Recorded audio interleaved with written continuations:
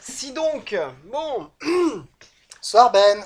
Et bonsoir Julien, comment c'est que ça va aujourd'hui? Ça va, tu te rappelles qu'on devait enregistrer ce podcast un certain lundi, qu'on est Oui, mercredi, et que exactement. heureusement qu'on l'a pas fait lundi parce qu'il y a quelqu'un d'autre qui a pris Ouais, qui est un tout le petit peu. spotlight, cette espèce d'égoïste là. Ouais, un petit peu, ouais. On aurait voulu le faire, qu'on aurait dû s'arrêter au milieu pour tirer la gueule.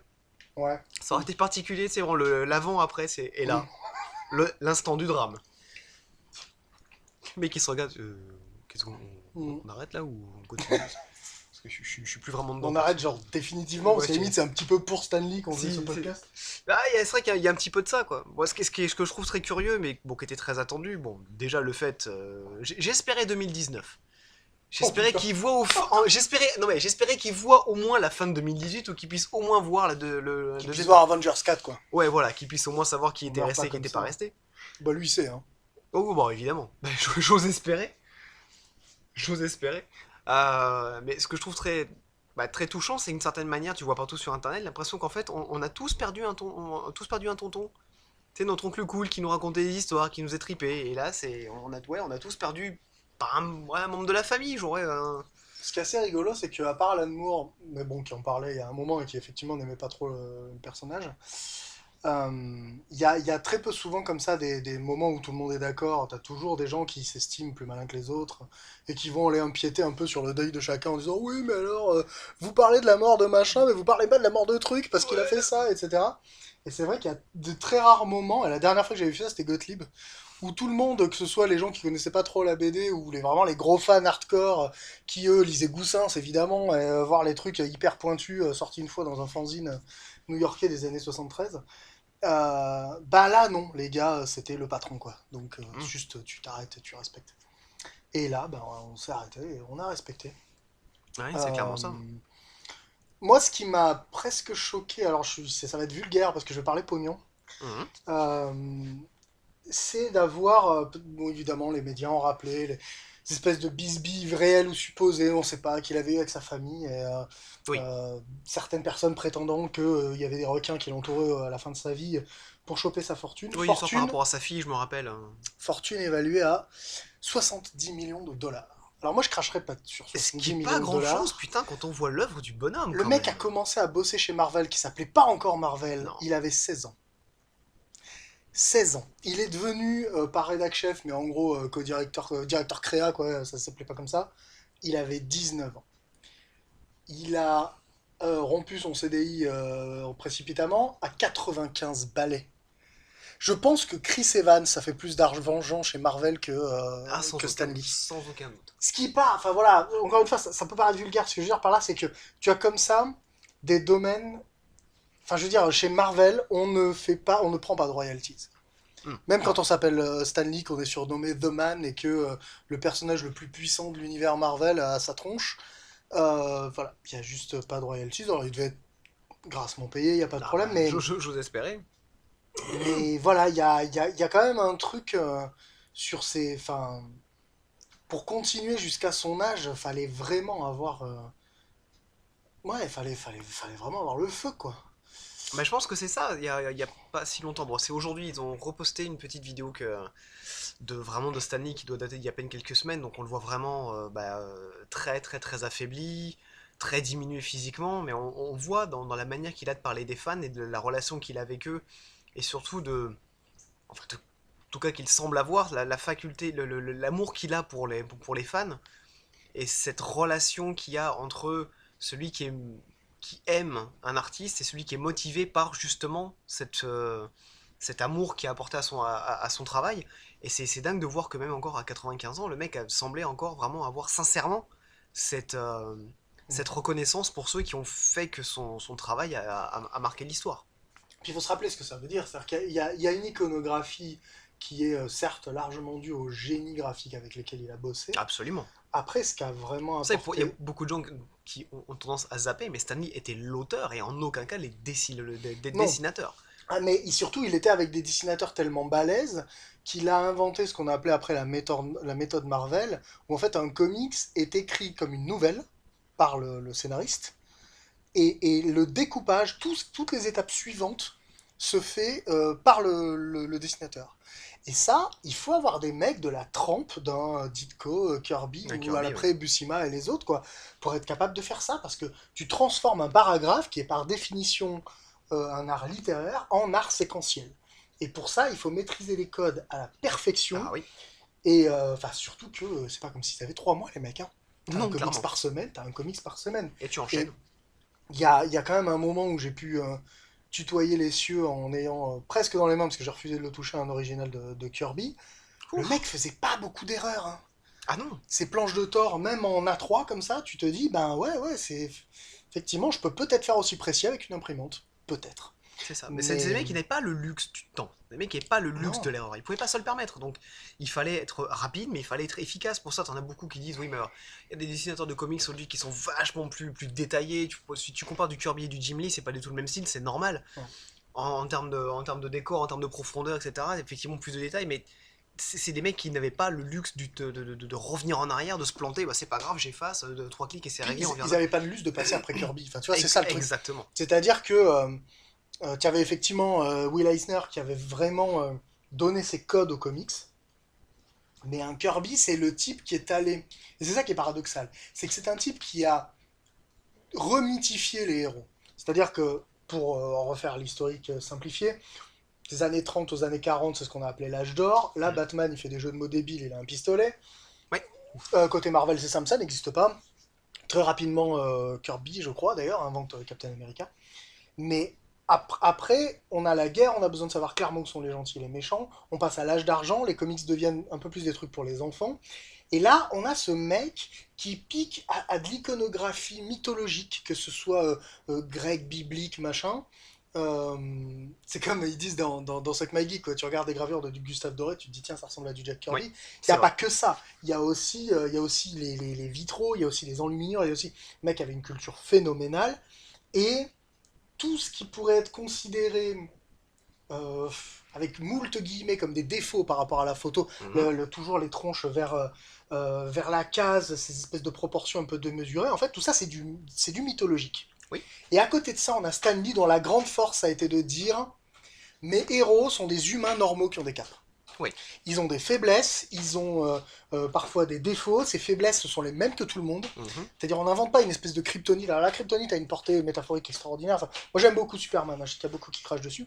Mais côté Marvel, c'est ouais, l'étudiant qui a des pellicules, qui n'arrive pas à tomber des filles, qui se demande ce qu'il va faire plus tard dans la vie. Enfin, voilà, c'est des trucs, des questions qu'ont pu se poser Stanley, des questions qu'ont pu se poser tous ses lecteurs. Et, et pour la première fois, t'es pas là en train de rêver devant un modèle, le mec est en train de te parler de toi. Et ce qui est formidable, c'est que on arrive à avoir, et c'est par cycle, ça, c'est-à-dire que de temps en temps, tu vois, dans les années 30, enfin 40, il nous a fallu, par exemple, les films noirs, les histoires de détectives avec des mecs très torturés, alcooliques, machin. Oui. Dans le comic, ça s'est passé dans les années 80, où il nous a fallu les Daredevil très torturés, les Batman tarés, enfin tout ce qui a amené l'invasion britannique, etc. Mais au milieu, à un moment, il y a un mec qui a le talent de rendre des gentils classe. Ils sont pas niais, Non. ils sont pas. Peut-être là maintenant en lisant les trucs des années 50, mais ils sont pas. Enfin, t'as envie d'être ces mecs-là. Et avoir envie d'être gentil, alors ça fait très niais là quand je le prononce comme ça, mais voilà quoi, il fallait un type qui croit vraiment dans son délire et qui refuse j'allais dire parfois la facilité, un peu de l'autoparodie, de la dérision, du machin. Non, le mec il va à fond, il a de l'humour. Il avait, bah ça y est, il va falloir qu'on- Et il va falloir. Ouais. mais oui, ça c'était quand même très très fort. Et effectivement, tu avais fait cette grosse différence, effectivement, bah, même qui est encore un petit peu aujourd'hui, c'est d'approche entre Marvel et DC, qui est que DC, à l'époque, avait cette faculté de créer des personnages qui étaient plus qu'humains, Hmm. mais qui te faisaient rêver comme on peut te faire rêver avec un idéal inatteignable. Alors que Marvel avait des personnages qui étaient beaucoup plus humains, c'est que tu avais envie d'être eux parce que tu te reconnaissais, et non pas parce que c'était tellement grandiose, tellement magnifique, tellement divin que c'était clairement pas ce que tu pouvais être. Et Et en effectivement, faisant ça, il en a fait des idéaux aussi. absolument. Et, mais oui, c'est ça, c'est-à-dire que t'as pas besoin d'être un surhomme de la planète parfaite. l'idéal côté Marvel, c'est bah, par exemple l'Amérique, quoi, Mhm. ou la science, ou voilà. Et donc c'est ouais, non, c'était bon, tout le monde a dit, tu l'as dit, hein, tout le monde a chanté ses louanges, mais c'est vrai que pour un type qui a eu une influence pareille, moi j'ai vu des hommages qui ont été rendus même dans des sites, des trucs qui avaient rien à voir avec le comics, parce que il a influencé tous les médiums, Ah, les complètement. médias. Ah, complètement. Et, et c'est vrai que ça serait dommage de s'arrêter sous prétexte que oh, bah, tout le monde l'a fait, c'est bon, ça lasse. Non, il y a quand même un moment ouais, pour se rappeler de D'ailleurs, l'attrait du l'air de rien, personnage. le mec a littéralement touché tout le monde. Mm. Il a touché et, enfin, 3, 4, 4 générations différentes. Et même Mm. les générations qui viendront derrière. Enfin, ces personnages sont pas devenus iconiques pour rien. Il y a quelque chose de très très fort dans son œuvre. Et ouais, c'est. Ce qui m'a marqué aussi quand tu le vois en interview, c'est à quel point, déjà, il avait pas forcément l'impression de faire quelque chose d'important, avant que ça décolle Ouais. vraiment, qu'il y ait les Comic Cons ou les machins comme ça. Euh, C'était Wolverine, il n'y a pas. Wolverine, ça y est, Hugh Jackman, chez Colbert là, cette semaine, qui expliquait bah voilà, Wolverine, enfin, justement, les X-Men ont démarré, moi je suis devenu une star et tout, et le moment où on m'a remis à ma place, c'était la Comic Con, le grand tapis rouge, il y avait 40 photographes, personne me photographiait, parce que tout au bout du tapis rouge, même pas dessus, il y avait Stanley qui venait d'arriver. Et c'est vrai qu'avant cette période-là, le mec, bah, il faisait son boulot, tu vois, il Bah le oui, faisait ah, mais bien, clairement. t'es pas forcément persuadé de faire quelque chose d'extraordinaire, et à partir du moment où ça a pris, et où Marvel s'est mis d'abord à rattraper, puis à dépasser DC Comics, qui était Mhm. le maître étalon, et ben le mec continuait de se marrer, tu le voyais expliquer dans une vidéo que chez DC Comics, ils essayaient de savoir le secret de la formule Marvel.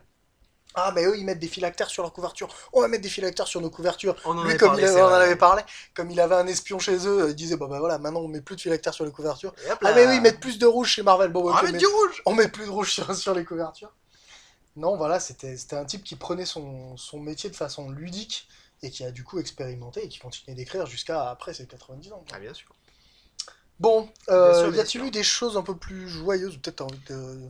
Bah, en soi, non, il y a pas. Ça a été une semaine assez pauvre en news. Il y avait un sujet parce que je voulais aborder, c'est bon, le grand sujet des reboots. Ouais. On est dans une vague depuis pratiquement une bonne décennie de nostalgie absolument horrible sur. C'est pas compliqué, c'est en Kiki eût cru que le Francis Cabrel et des Guignols avaient raison, était un prophète en disant que c'était mieux avant.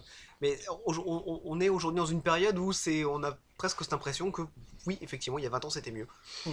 Bah, tout comme dans les années 80, on disait que les années C'est 60 ça, sauf que nous, on les avait étaient pas mieux. connus. Maintenant qu'on a connu les années 80 et 90, Voilà. on sait que c'est n'importe quoi. Voilà. Et ce que je trouve très curieux, effectivement, c'est la faculté qu'ont. Enfin, c'est plutôt l'horrible tendance que peut avoir Hollywood, que ce soit en termes de cinéma ou de séries télé, à juste maintenant se contenter, on reprend de l'ancien, on le remet un petit coup de neuf, et ce qui est très particulier, c'est que ça fait un bout de temps, putain, et pourtant Dieu sait que je suis fan absolu de Battlestar Galactica, qui était déjà à l'époque en Déjà un 2004 reboot. un reboot d'une série des années 70. J'ai l'impression qu'on commence enfin, peut-être maintenant, à avoir quelques artistes qui commencent vraiment à se faire plaisir et à vraiment réinventer. L'exemple qui m'a fait me poser la question par rapport à ça, c'est une des dernières productions de Netflix, à savoir les aventures de Sabrina. Ok. Donc à la base, adapte un comics donc sorti de Archie Comics, Ouais. quelque chose de plutôt coloré, qui avait été adapté dans les années 80-90 comme une sitcom purement chewing-gum enfant-adolescent, et qui là, l'air de rien, se retrouve avec une adaptation, donc 100% Netflix en termes de production et d'esthétique, qui a vraiment essayé quelque chose en termes d'esthétique, qui a vraiment une identité très très particulière. J'en suis à 4-5 épisodes et je ne sais toujours pas si c'est de la comédie ou si c'en est pas. Hmm. Ça a trouvé un équilibre très très très particulier entre les situations sont quand même moches, c'est qu'on a quand même des gens qui discutent, putain c'est con que c'est con que les gens ont demandé un cercueil ouvert pour les loges funèbres de leur fils, ça fait un bout de temps qu'on n'a pas eu de viande humaine à table. Mais tourner une situation pas dans le sens hey, c'est une blague les mecs, attention vous mettez un Oui. truc, la situation est drôle, c'est juste que c'est raconté et montré avec une telle légèreté qu'on est constamment dans le flirt entre le oh, c'est moche ce qui vient de se passer ou ce qui vient de se dire, et non, ça reste comique. Et j'ai trouvé ça très curieux, quand même, dans une adaptation, donc un reboot, encore une fois, une ressaucée d'un truc qui a déjà été vu et déjà été fait, de autant à ce point oser quelque chose d'intéressant. Ou en tout cas, quelque chose de différent. Moi, je suis assez fasciné par ce truc-là parce que c'est quelque chose qui, dans les séries, dans les jeux vidéo, dans les films, sont souvent assez mal vus et paradoxalement très attendus par les fans du truc originel qui se disent ça va forcément être nul, je me protège de ce truc du geek là, de pleurer avant d'avoir mal. Pour soi-disant être agréablement surpris après, alors qu'en fait, si tu vas en te disant que ça va être de la merde, tu risques pas de trouver ça bien. Mais Ce sera, surtout, ce que je trouve Pardon. c'est peut-être pour ça que j'ai pas aimé les DC, en fait. Non. Ah, on avait dit pas de On a troll. dit, on a dit, on On parle a, pas. on a dit on troll pas Non. d'ici. Qu'est-ce que je veux dire mais surtout, ce qui est formidable, ben voilà, tu parles de DC, on parlait de Stanley tout à l'heure. Dans les comics, le reboot, c'est tous les 3 mois, quoi. Ah, c'est la norme, c'est clairement Et ça. parce que dans le comics, encore une fois, on parlait de la partie mythologique du comics, on se réapproprie un mythe de la même façon que des légendes du roi Arthur, il y en a 30 différentes, et que c'était Astier qui disait ça quand il a écrit le Camelot, qui cherchait des sources réputées sérieuses sur la quête du Graal, et enfin, beaucoup d'experts s'accordent à dire que c'est le cas de l'adaptation de Monty Python, tu vois. Parce que c'est pas parce que le film lui-même est comique et un peu débile, mais splendide, Ah, que absolument. le boulot derrière est pas sérieux. Et effectivement, les mecs sont tous des érudits et ils ont fait leur devoir, quoi. Mais donc, je m'étais posé la question de pourquoi est-ce que ce qui est une norme dans certains médias devient comme ça un petit peu craignos dans certains autres. Et du coup, je me suis dit, c'est peut-être tout simplement une question de pratique. Tu parlais, les gens commencent à avoir la main, mais peut-être aussi le public commence à s'y faire, Mhm. à se dire que c'est pas toujours un manque d'inspiration, des fois c'est juste éclairer quelque chose sous un autre angle pour justement faire découvrir ça à d'autres gens et parler du même mythe en fait. Quitte à parler du même mythe, autant prendre les mêmes personnages en gros. Et puis il y a l'argument commercial que je vais pas nier. Simplement, je m'étais fait la question, je m'étais posé la question quand je réfléchissais à mon métier, tout simplement, c'est-à-dire les jeux vidéo, où de temps en temps, tu as des gens qui arrivent et qui inventent un genre de jeu vidéo. Pour inventer un genre, il faut aussi que ce soit repris. Oui, Et le mec qui a la place la plus compliquée, c'est le second. Il peut travailler sur les épaules du premier, donc ça c'est déjà quand même avantageux, mais par bien contre, il va sûr, forcément avoir l'air de faire une copie. Le mec qui copie Doom, il fait une copie de Doom. Le clairement. type qui arrive 5 ans après, il fait juste un Doom-like. Et on reconnaît l'influence de Doom sur tout le média, etc. Il a créé un genre, mais du coup, c'est pas un manque d'originalité que de faire un Doom-like. Tu vois ce que je veux Oui, dire? un nouveau style ne devient un genre qu'une fois qu'il a été suffisamment répété pour devenir une norme. C'est ça, mais les premières répétitions ne créent pas forcément le Non, genre et ils passent juste pour des copies. c'est ça. Et souvent non inspirées. Alors que tu peux avoir des copies d'excellente qualité. Et de la même façon, côté créateur, il faut savoir faire un reboot. Et C'est ça. notamment doser tout ce qui est le côté nostalgie versus le côté on est en 2018 et il faut apporter des choses. C'est marrant que tu Ouais. parles de ça parce qu'on sort d'un concert là avec ma copine. Et ce concert, c'est Totoro, donc un groupe de musique, je sais pas si tu connais, qui fait de la musique qui est parfois assez complexe, qui reprend les musiques de Another World d'Eric Chahi. Ok. Donc une pièce, un monument vraiment du jeu vidéo, et Ouais. notamment un une des œuvres fondatrices de ce qu'on a appelé la French Touch, donc ce jeu vidéo français, donc bien sûr, de la fin des années 80, début des années 90, qui a vraiment fait parler de lui dans le monde entier, pour son écriture pointue, mature, ces sujets souvent abordés dans du cinéma mais pas dans du jeu vidéo, et souvent aussi son gameplay merdique. Et des beaux graphismes aussi. Donc bref, les mecs adaptent ça, c'est-à-dire que tu as les images du jeu projetées, eux ils jouent exactement synchronisés avec, mais ils font aussi leur truc à eux, et ça part un peu dans des délires saturés un peu électro, puis après ça revient, il y a des rythmiques qui peuvent parfois être très complexes, d'autres très simples et répétées pendant je sais pas combien de temps. Tu as des moments où même les images commencent à se distordre et tout, et tu revois un peu des esthétiques des années 80 avec du vectoriel, avec un peu les couleurs de VHS qui bavent, du machin, mais c'est toujours extrêmement moderne, travaillé, et ils disent quelque chose. Et, la nostalgie, c'est c'est un bain dans lequel il faut pas rester trop longtemps. Tu vois ce que je veux Ah dire? non, clairement. C'est-à-dire arriver dedans et pas retrouver ce truc là de confort, etc. Mais après, quand t'as les doigts qui commencent à se flétrir, etc. C'est vraiment le temps de se barrer euh, et de pas rester dans du Stranger Things, mais dans quelque chose qui est uniquement un espèce d'hôtel à une époque qui finalement n'a jamais existé. Mais c'est justement l'impression que j'ai, c'est qu'on commence peut-être enfin à se rendre compte que les doigts qui friment c'est plus intéressant. Parce que c'est ce genre de production comme Sabrina, celles qui font référence ou reprennent clairement un produit déjà, une recette déjà existante, mais qui décident, ok, on va les faire avec complètement d'autres ingrédients, ou avec complètement une autre méthode, ça aura toujours le même nom, mais ce sera pas du tout la même Hmm. chose. Et j'ai l'impression qu'on se sort, on est toujours dans cette ère de la nostalgie, à savoir Nostalgique. exactement. Mais on commence enfin à se séparer du si on fait des trucs comme avant, il faut que ce soit comme avant. Hmm. On Yep. commence doucement à se sortir de là pour se dire on peut reprendre ces histoires, reprendre ces mythes, mais on va les travailler, on va en faire quelque chose de différent. Et c'est le deuxième truc sur lequel je voulais parler ce soir, c'est que j'ai l'impression, c'est la réflexion que je me suis faite avec le prochain film d'animation Spider-Man. Mhm. J'ai plus le nom anglais, et Mince, oui, pareil. je crois que c'est Into the Multiverse, ou je sais Oui, plus, oui, c'est un voilà. truc comme ça. Et qui me surprend pour deux raisons. D'une, avoir foncièrement fait un film d'animation sur le multiverse et toutes les versions de C'est ça. Spider-Man. C'est-à-dire que tu vas pas aller chercher le truc mainstream du comics. Tu Voilà, vas aller chercher un espèce de machin voilà, pointu. pointu, hyper large, hyper risqué, parce que déjà prendre le risque de se planter ou d'adapter un personnage aussi iconique et connu et reconnu que Spider-Man, c'est déjà tendu en soi. Coup de bol et gros thumbs up à Marvel d'avoir réussi à nous pondre un Tom Holland. Et en deux films, d'avoir sorti une magnifique version, alors que putain, il y en avait un paquet qui était passé avant, bien joué les gars.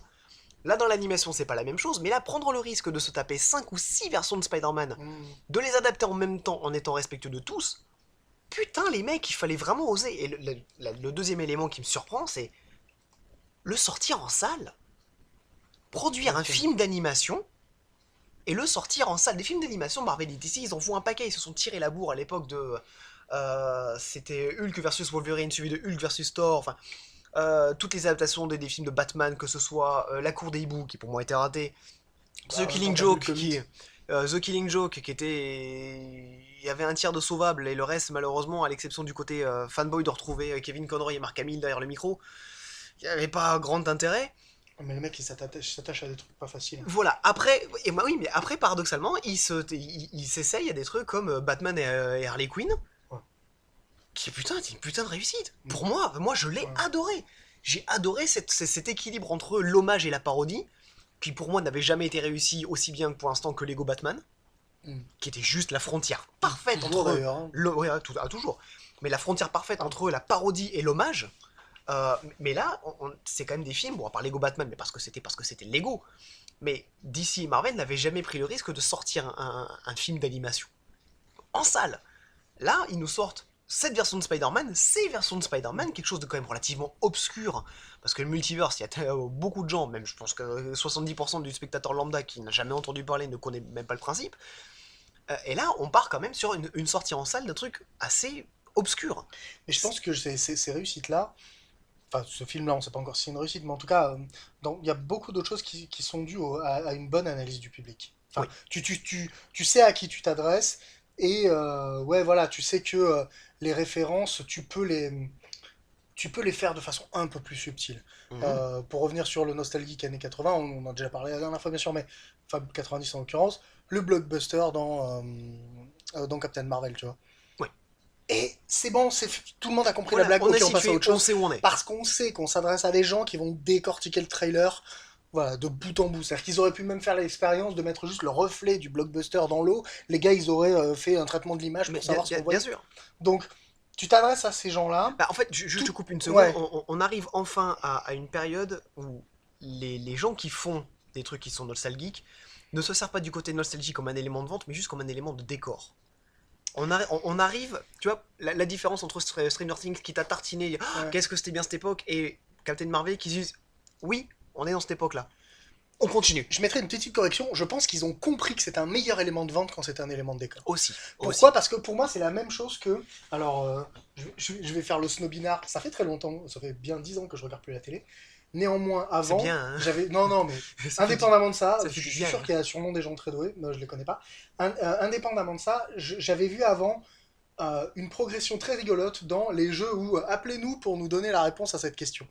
C'est-à-dire qu'avant, tu avais ce côté où la question était un minimum compliquée et fallait te creuser la tête, tu vois. Et tu te dis, ah, si je l'ai trouvé, je suis vraiment bon et tout. Après, il y a eu Internet. Donc ça sert plus à rien. Du coup, tu poses des questions bidons où tout le monde se dit, mais ils sont cons, je le connais la réponse, juste pour que tout le monde appelle. Sauf que ça peut marcher sur du grand public, mais ça marche pas sur du geek. Le geek, il veut qu'on flatte son élitisme. Absolument. Et donc, le côté, ah, t'as été le seul à le comprendre, alors que non, évidemment. mec, Mais toi, tu connais, toi, tu connais, toi, t'es un vrai, toi. t'as été le seul à voir ce truc-là, et du coup, on te le met très, très discrètement. Et là encore, on en avait parlé la dernière fois, mais les. Je veux dire, c'est une réflexion typique de PNJ. Oui, chevalier, toi seul à trouver Mais le. c'est ça, Et le mec se barre est un autre joueur. Oui, chevalier, c'est toi le seul. trailer dont vous êtes le héros. Exactement ça. C'est-à-dire qu'aujourd'hui, même les médias linéaires sont devenus interactifs par le biais de la com, par le biais des réseaux sociaux et des trucs comme ça. Et, du coup, voilà, on peut se permettre beaucoup plus de subtilité. Après, il faut que les auteurs aussi l'aient, cette subtilité. Ah, tout Mais bien comme on sûr. disait la dernière fois, il y a eu des séries assez précurseuses, des séries qui ont été précurseurs de ça, et notamment ouais, les Simpsons, avec le moindre truc planqué, tu fais une pause dessus, c'est bon, t'as un gag. Pareil, Star Trek, je sais, on en avait parlé, etc. Mais voilà, maintenant, cette espèce de goût du perfectionnisme, qui est quand même... C'est un perfectionnisme très américain.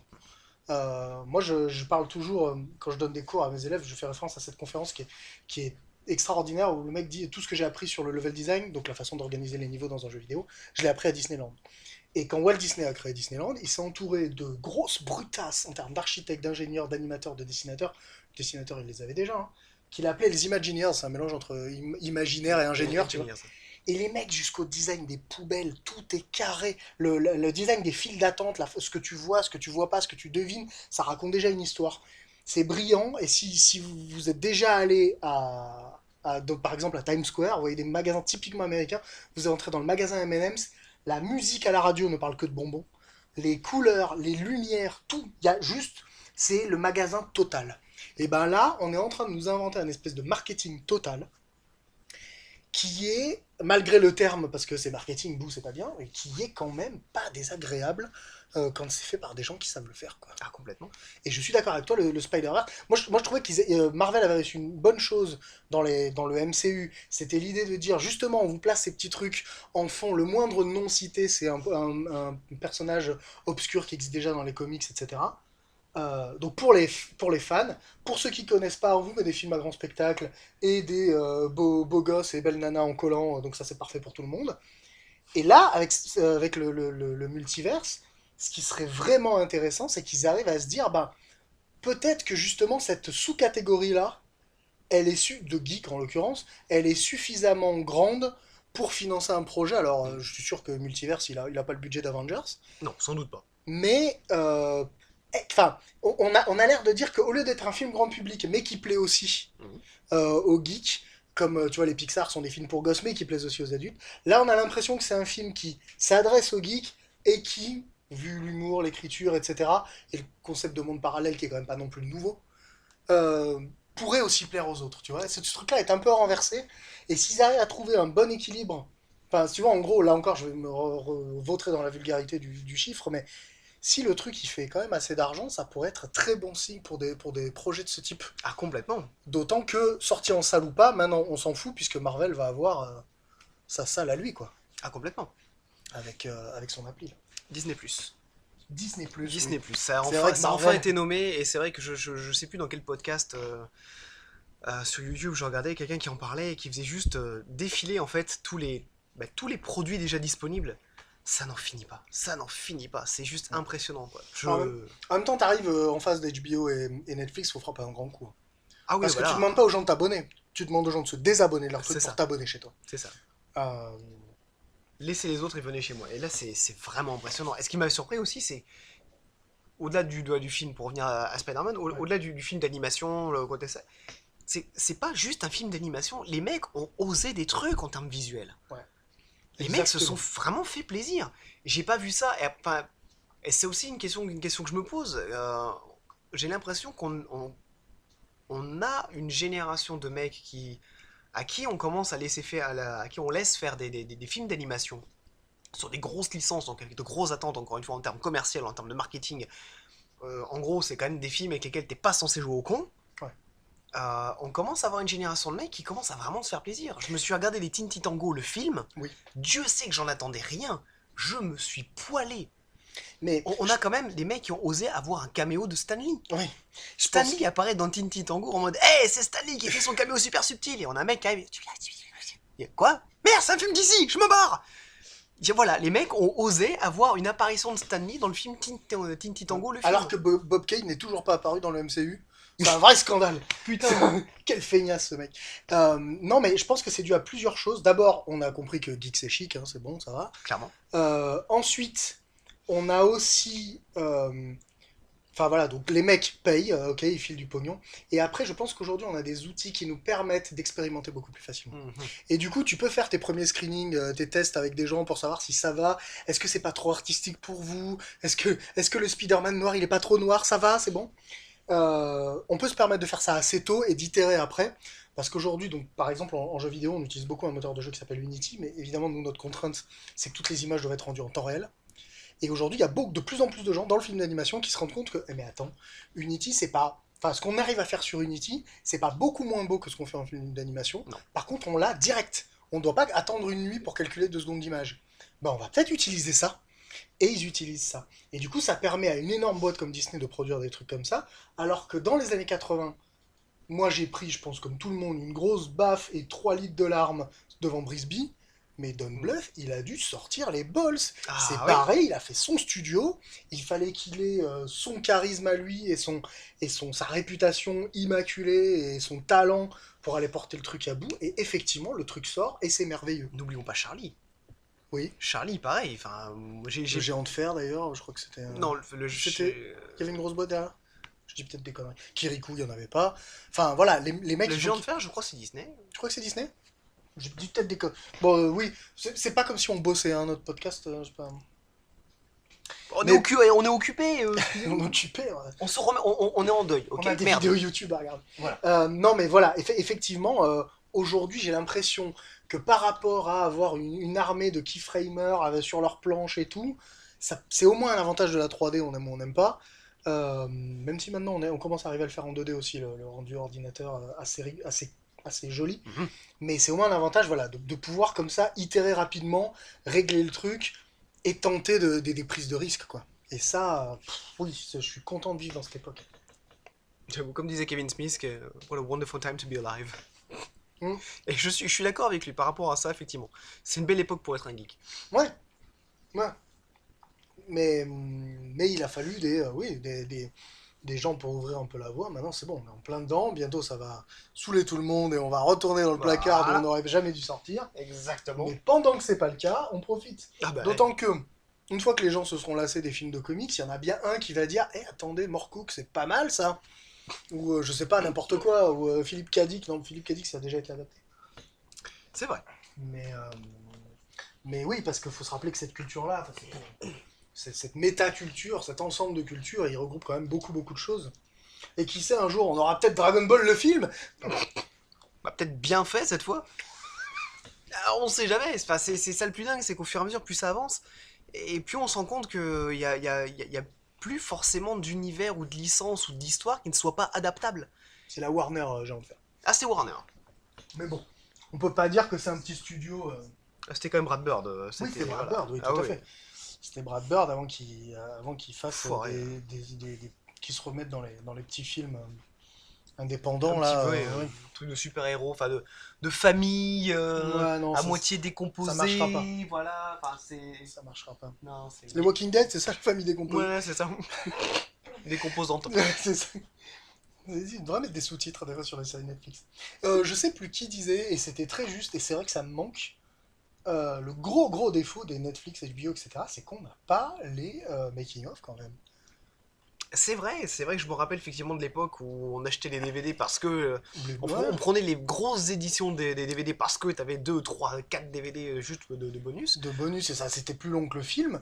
Et c'est marrant parce qu'une époque où tu t'adresses à des geeks qui veulent justement savoir tous les secrets de production et comment on a aiguisé l'épée de l'Urukai et comme ce machin, et ben ouais, il y a quand même un manque à gagner là-dessus. Bah, l'inconvénient, c'est que notre génération de geeks, ceux qui ont grandi avec cette frustration de ne pas savoir comment ça se fait et de ne pas avoir accès aussi facilement à tout ça, tu sais, je vois à l'époque où je m'étais vraiment mis dans tout ce qui était animé japonais, Bah oui, c'était les DVD, il fallait que j'allais les acheter les uns après les autres, sortis tous les 3 mois. Les mangas c'était pareil. Les magazines.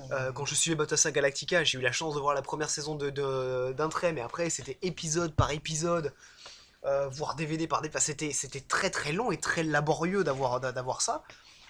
Ce qui fait qu'on avait cette soif de connaissance, on voulait savoir, mais comment les mecs ont réussi à adapter ça. Je le, Est-ce que le- tu es en train de passer en mode vieux con pour nous dire les jeunes d'aujourd'hui ils veulent plus savoir Non, les geeks parce qu'ils ont d'aujourd'hui. trop de contenu? Non, non, les geeks d'aujourd'hui. L'inconvénient, c'est qu'ils sont tellement tartinés, ils ont pas forcément cette curiosité. Ils Ouais. ont pas eu cette frustration d'avoir du mal à avoir, ou de galérer pour avoir toutes ces licences ou ces trucs-là, qui fait que on a une génération qui consomme beaucoup plus ce genre de médias qu'il ne l'apprécie. C'est en particulier le cas avec YouTube, mais ça se retrouve sur énormément de choses. Moi, je leur ai laissé une chance quand même, parce que Ah oui, le fait est qu'ils l'ont pas, ce matériau. Peut-être que s'ils l'avaient, ils adoreraient. c'est possible, mais ils prennent pas le temps. Ils passent d'une licence à une autre, à un produit à une autre. Non. Ils consomment les médias plus qu'ils ne les apprécient. Ouais, je sais pas. Et d'une Tu certaine... crois du coup que c'est une question de demande si c'est plus disponible? Que du coup la demande est trop faible et que les mecs s'embêtent pas. Oui, je pense que c'est ça. Puis il y a Moi j'ai aussi le... l'impression qu'il y a personne qui a tenté le coup quand même. Bah non, pourquoi est-ce que Netflix... Enfin, oui, enfin... Non, je pense que Netflix, le fait de te laisser à peine 5 secondes entre deux épisodes, c'est pour pas que tu décroches. Non mais ça Aujourd'hui... oui. Et c'est vrai que quel que Mais, soit ouais, ton mais, domaine de prédilection, aujourd'hui t'as largement assez de contenu pour regarder tout d'affilée ouais, mais sans avoir regarde, de manque. YouTube c'est pareil, et techniquement au cinéma c'est pareil. T'as pas le temps de t'en remettre Mm. d'un Marvel quand on a déjà un autre. Ouais. On enchaîne, on enchaîne, on enchaîne, on enchaîne, on enchaîne, on enchaîne. On ne te laisse pas respirer. On a... C'est comme si le public aujourd'hui, et pour certaines générations, j'ai limite l'impression que c'est le cas, la capacité d'attention d'un gamin de 3 ans. Et il faut que secouer les Oui, clés mais pour pas qu'il rappelle-toi regarde que c'est ce qu'on ailleurs. reprochait à notre génération aussi. Parce qu'on Ah, c'est était vrai. soi-disant la génération zapping. En fait, non, on est la génération onglet. C'est-à-dire qu'on doit tout avoir ouvert en même temps et comme ça, les espèces de flux en permanence, etc. Et moi, j'ai l'impression aussi euh, qu'aujourd'hui, juste, il n'y a plus vraiment d'endroit où aller chercher ces trucs-là. Parce que oui, ça existe encore sur les DVD. Je veux dire, moi, je pense être pas mal connecté quand même. Mon ordi, il a plus de lecteur DVD, ça fait longtemps. Enfin, je me suis rendu compte il n'y a pas longtemps qu'il était débranché, mais ça fait des années. Mais oui, parce que j'ai branché un autre disque dur à la place. Putain, mais Donc, je me rappelle qu'il fut un temps, tu débranchais le lecteur CD, le PC il démarrait pas. le J'ai eu clavier, le suffisamment cette clavier. merde en démontant et en... Non, non, non, Oui, le lecteur CD aussi. Parce qu'il estimait qu'en cas de besoin, il pouvait avoir besoin du CD Windows pour démarrer. mais bon, ouais, c'est quand même. Ouais, je sais pas. Moi, je serais assez curieux de. Enfin, Je pense que ça peut intéresser parce que là, on a régulièrement, pour reprendre encore une fois Marvel, régulièrement ils postent des featurettes, des petites vidéos pour et c'est montrer ça. l'envers du décor qui sont intéressantes, mais Mais si c'était, s'il y avait c'est une... trop court, trop, j'allais dire trop commercial, ça fait bizarre de dire ça, mais c'est vraiment hyper travaillé, hyper machin. Ça, enfin, moi je pense aux entretiens de 2 heures là des acteurs du Seigneur des Anneaux, Mhm. face au making of, il est fou quoi, il te plonge vraiment dans le truc. Et les gars, ils vont vraiment dans le détail parce qu'il y a, je sais plus, 12 heures de Là, making of ou je une sais plus quoi. question que je me pose et je me rends compte que j'ai pas acheté ou pas fait gaffe à ça, mais il y a encore des commentaires audio des Eh acteurs ben, sur les je DVD sais ou les pas, parce Blu-ray? que moi, je t'avoue que ça fait longtemps que j'ai pas acheté un DVD. Mais justement, moi, ça, ce Est-ce truc-là, que ça se fait encore? Moi j'avais adoré, je me rappelle à l'époque du Pacte des Loups que j'avais été allé voir en avant-première et que j'avais adoré. J'avais regardé pratiquement écouté toutes les versions ouais. possibles, celle du Réa, celle des acteurs, et c'était quelque chose que je faisais beaucoup à l'époque, avoir les visions de tout le monde, les Ah, points de vue, et les aujourd'hui, anecdotes. avec le streaming, ça serait tellement facile, ces trucs-là. Absolument. Tu peux avoir tout même dans le même fichier avec les Matryoshka, les formats un peu comme ça, hybrides, ça peut vraiment être facile. Et donc, ouais, je me demande si. Enfin, parce que je me demande aussi si les mecs, ils ont pas juste pas envie de montrer ce qu'il y a sous le capot, quoi. Non, je Parce pense que... qu'effectivement, Marvel, c'est que des trucs hyper courts, très bien calibrés. Mais je crois que sur les Blu-ray, il y a quand même des versions Ok. longues, des vrais documentaires, c'est juste que... J'ai l'impression que c'est là parce qu'ils savent que les anciens ont encore cette demande.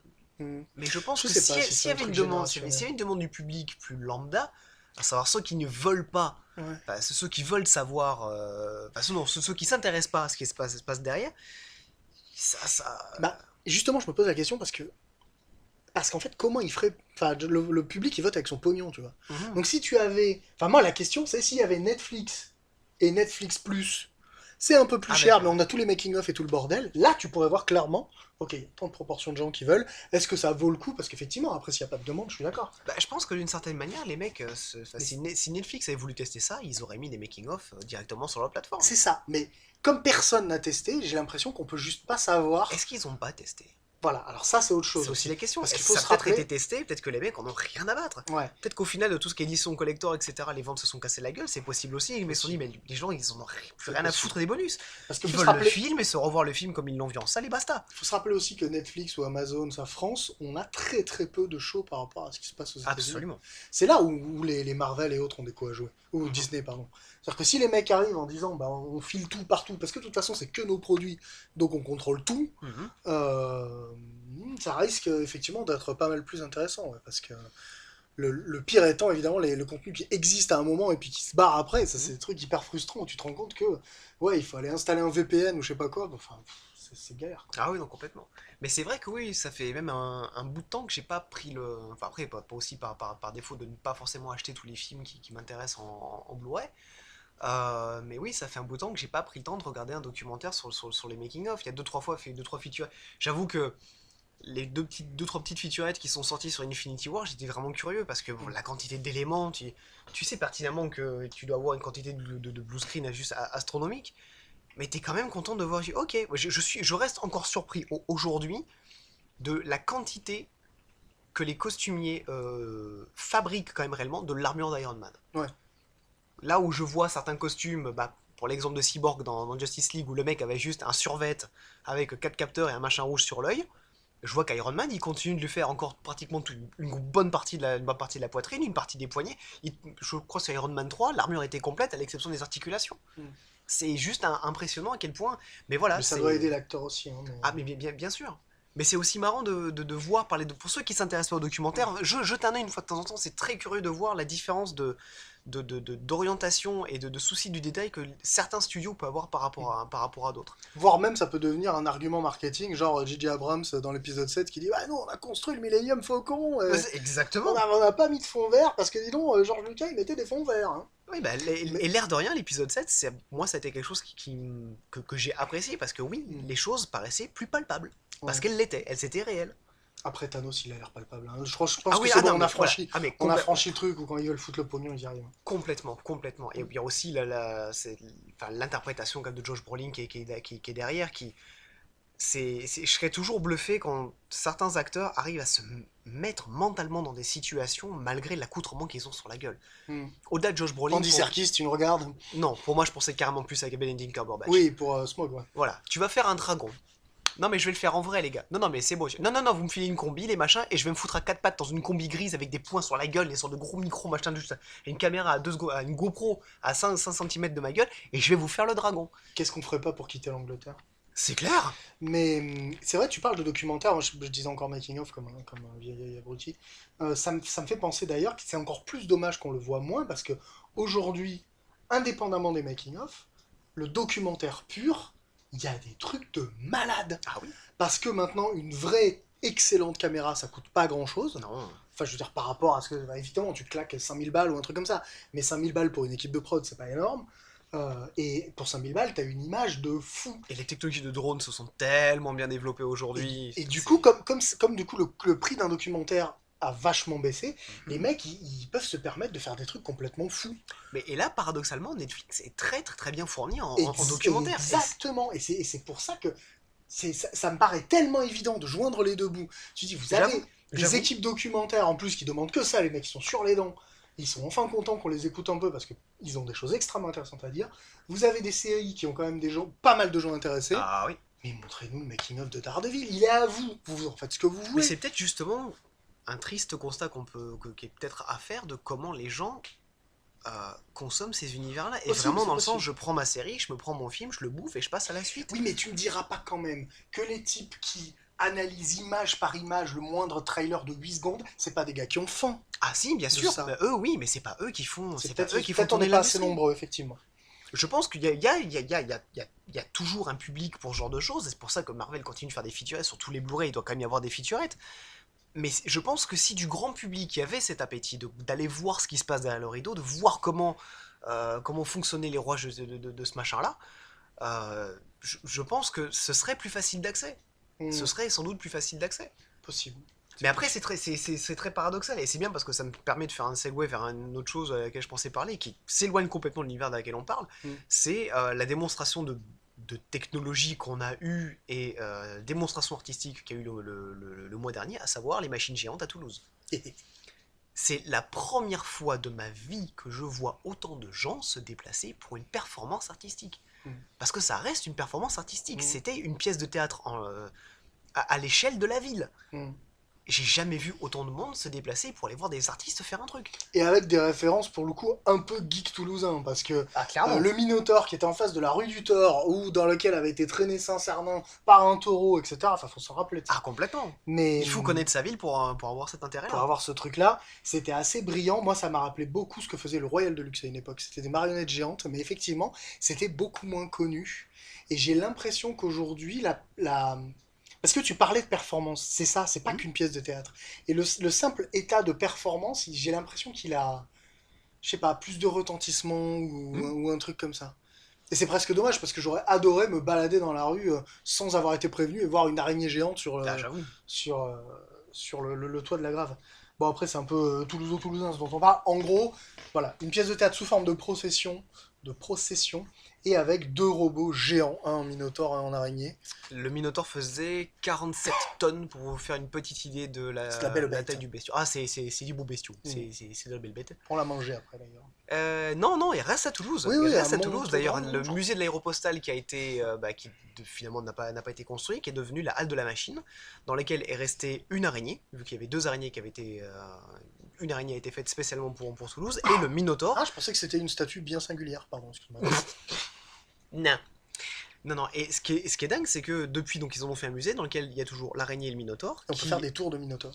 Effectivement, on peut faire des tours de Minotaure, 45 minutes de tour de Minotaure pour à peine 9 euros. Approchez, Ah non, messieurs mais là. honnêtement, je me suis renseigné et j'étais sur le cul de voir ça. J'ai dit, mais vous êtes sérieux, les mecs, c'est pas possible. On peut monter à 50 quand même, 50 personnes sur le dos sur le dos du Minotaure. C'est quand même impressionnant ce qui a été construit, fabriqué pour ce machin-là. C'est vraiment impressionnant.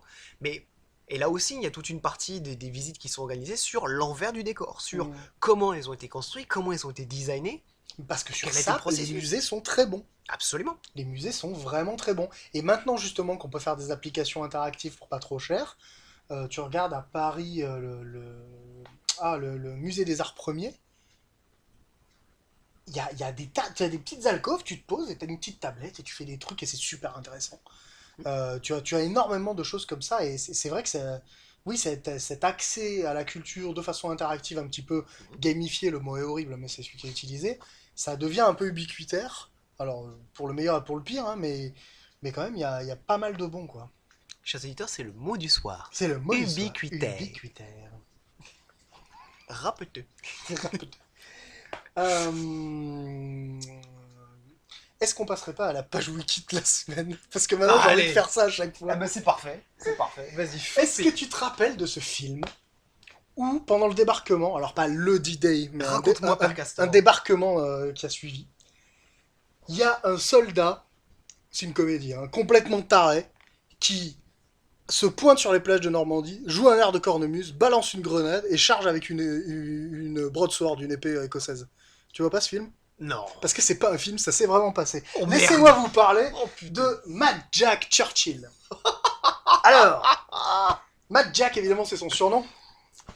Le garçon s'appelait John Churchill. Alors, bizarrement, il y a beaucoup de John qui sont surnommés Jack, je ne sais pas pourquoi. Mais c'est pas le truc le plus bizarre dans sa biographie. Le garçon est né à Hong Kong, c'est-à-dire en Angleterre à l'époque, a navigué partout dans le monde, c'est-à-dire en Angleterre à l'époque. C'est malin. Et donc comment dire, s'est engagé plus que volontaire, enthousiaste, durant la Seconde Guerre mondiale. Mais selon lui, un bon soldat n'est pas un soldat s'il n'a pas son épée avec lui. Donc lui, il avait choisi une broadsword. Oui. C'est le dernier kill enregistré d'un soldat de quelque nation que ce soit pendant une guerre à l'arc. Et alors, oui, Putain de merde. en l'occurrence pendant la Seconde Guerre mondiale, donc, il butait des gens à l'arc. Et comment te dire? Oui, c'est-à-dire qu'il avait un arc court. Et donc ça a posé problème à un journaliste, outre le fait que tout le reste soit complètement taré, qui lui a demandé un jour, mais pourquoi vous utilisez, enfin, vous êtes un fier britannique, pourquoi vous n'utilisez pas l'arc long, l'arme légendaire de l'armée Légendaire, anglaise? complètement. Et le mec a dit, bah non, ça sert à rien, les nazis, ils ont pas d'armure. C'est-à-dire qu'il y a un côté pragmatique dans la connerie. Une logique parfaite. Voilà, donc Jack Churchill se retrouve à un moment euh, sous le feu ennemi, avec tout son bataillon, parce qu'à un moment, ils lui ont donné un bataillon, et les mecs l'ont suivi. Ils se sont dit, un taré pareil, forcément, il sait un truc, je sais pas. Si le mec il est assez taré, le mec assez détendu sur le champ de bataille, c'est qu'il doit savoir ce qu'il fait. Bref, là, tout le bataillon se fait zigouiller, sauf lui. Du coup, qu'est-ce qu'il décide de faire? Il sort sa cornemuse, et il joue un air de cornemuse. Il se fait arrêter, comme il s'appelle Churchill, les gens pensent qu'il est de la famille de Winston Churchill, ce qui n'est pas le cas du tout, ce qui lui permet d'éviter de se faire exécuter, et plus tard de s'évader. Oh merde. La guerre se termine. Churchill, très déçu, déclara, et je cite, et je jure que c'est vrai, sans ces salauds de Yankees, on aurait pu se battre au moins 11 ans de plus. Le mec, Le garçon, trop de balls pour sa génération, quoi, c'est pas possible. le garçon a fait plusieurs choses assez novatrices, parce qu'en fait, il avait ce côté euh, raciste colonial, tu vois. Oui. Le côté un peu, on est quand même dans la nation supérieure. Mais étant donné qu'il voyageait beaucoup, il connaissait pas mal de traditions autres et tout. Et notamment, alors bon, ça c'était pas trop à l'extérieur, mais il avait fait du parachute, mais genre dans les années 30. Dans les années 30, ton parachute, s'il s'ouvre pas, t'as à peu près la même portance que quand il s'ouvre, tu vois.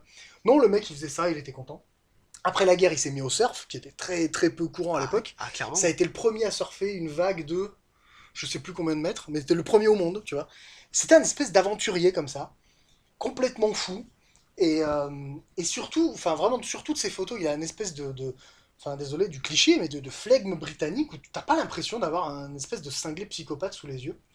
Euh, et notamment, on l'imagine retraité, rentrant de, je sais plus, son club ou je sais pas quoi, tous les jours par le même train.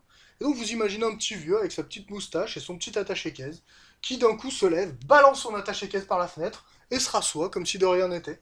Au bout d'un moment quand même, parce qu'il fait ça tous les jours, on se met à lui demander pourquoi il fait ça.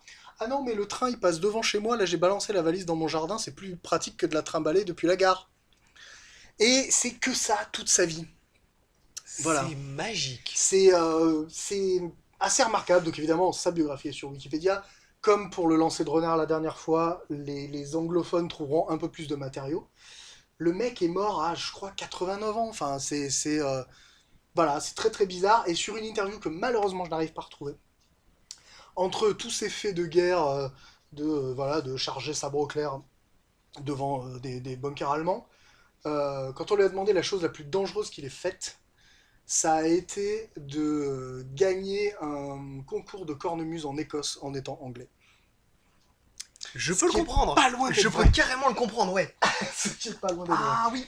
Voilà, je sais pas s'il y a grand chose à rajouter sur le garçon. Oh mon dieu.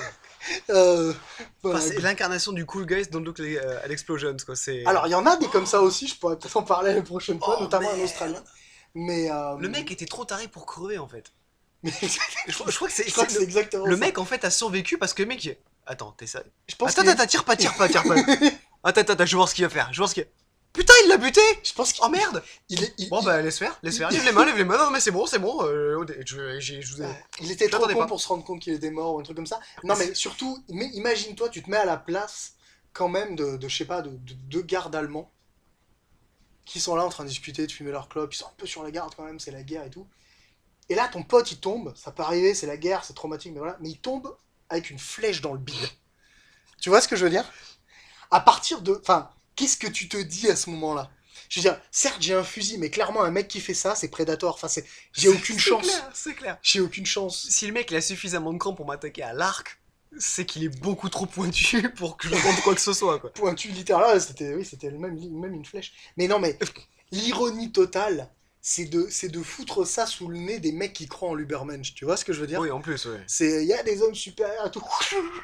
Merde, Qu'est-ce c'est que lui. c'est? Bah, c'est le mec qui balance des grenades partout, qui joue de la cornemuse pour nous dire où il est, et qui après nous attaque à la broadsword. Ok. Mais il est pas blond, donc ça va. Bon. Non, Ok. non, mais je pense qu'en fait, c'est plus le mec, effectivement, il croyait dur comme fer au concept du Ubermensch. Il se dit, bon, bah en fait, on s'est gouré, il est britannique. Ici, il est en face. Merde, putain, qu'est-ce qu'on fait, on le bute? Ah bah non, déconne pas, merde, on a buté une pelletée pas possible parce qu'ils étaient pas au niveau. On en trouve un qui techniquement est au niveau de ce qu'on vénère. On va pas On le va buter. blitzer Londres. Non, mais ça va juste l'énerver, en vrai. Ouais. Tire-lui Bon. dessus! Ah non, déconne pas. Non, je suis touche pas. Là, tu te Enfin, bref, rappelles, voilà. tu te rappelles la citation du premier X-Men. En vrai, à tous les coups, ouais, mais évite les couilles. En vrai, à tous les couilles, ouais, mais les couilles, ça l'énerve. Oui, c'est vrai. Voilà, mais je pense que ça aurait pu être. Ça doit être marqué sur sa tombe, quoi. Oh, Jack putain. Churchill, les couilles, ça l'énerve. C'est Voilà, je sais pas à combien on est là. incroyable, on en est à 54 minutes. Oh, bah, il est plus court que d'hab. Ouais! À moins que tu aies d'autres choses à dire ou que tu aies des recommandations à nous faire. Ah, des recommandations. Pas vraiment, pas vraiment. Si. Je conseille à tous ceux qui ne l'ont pas encore vu d'aller voir la bande-annonce d'un film qui s'appelle. Bon, je pense que tout le Tu monde. conseilles une bande-annonce. Je conseille une bande-annonce parce que, en fait, pour expliquer pourquoi je la conseille, Mhm. j'avais entendu le pitch du film et j'ai pris ça pour une publication du Gorafi. En mode, non, tu peux. Non. C'est comme Abraham Lincoln, chasseur de vampires. Voilà, d'accord. sauf que là, c'est sérieux. Et non, mais vous voulez adapter cette licence-là avec lui dans le rôle de ça, là? Non, c'est pas possible. Et il se trouve que si, effectivement, le film de Pokémon Détective Pikachu a effectivement Ryan Reynolds qui incarne Pikachu.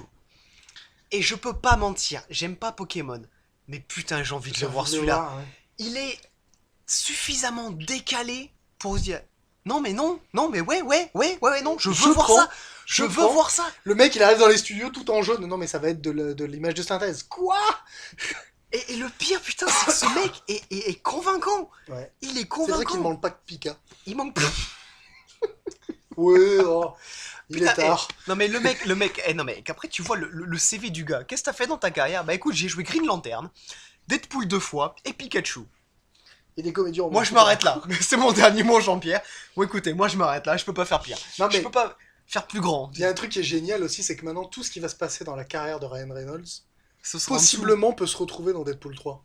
Non, mais c'est ça qui est bon. Oh putain, mais Tu vois oui. ce que je veux dire? C'est-à-dire que on n'est jamais à l'abri d'avoir Deadpool qui enlève son masque. Montre-moi ta tête complètement dégénérée. Et puis il enlève son masque et il s'est fait juste un maquillage en faisant Pika.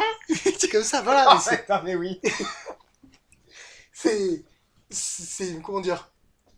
Je pense que Ou alors c'est très... Ouais. Oh, je le vois bien, tu sais, se connecter, je sais pas, les couilles ou je sais pas quoi, à une batterie de voiture, etc. Et il dit, tiens, ça piquait moins quand j'étais jaune. Je sais pas, une connerie, ça marche pas aussi bien qu'avant, mais chier. Et le pire, c'est que, bon, déjà, le postulat de départ, ouais, est quand même bien, on a un Comme film. Suicide Shows You. C'est ça, Le mec c'est ça. qui trace. Ou qui va, je sais pas, friser contre quelqu'un qui va balancer le Pokéball sur un ennemi. Putain, ça marche pas. Genre c'est Magneto mais c'est du plastique. Mais c'est ça, Quoi, c'est du plastique, ça passe pas. Non, c'est pas la bonne couleur. Plus balèze que Fléau, il va falloir moi.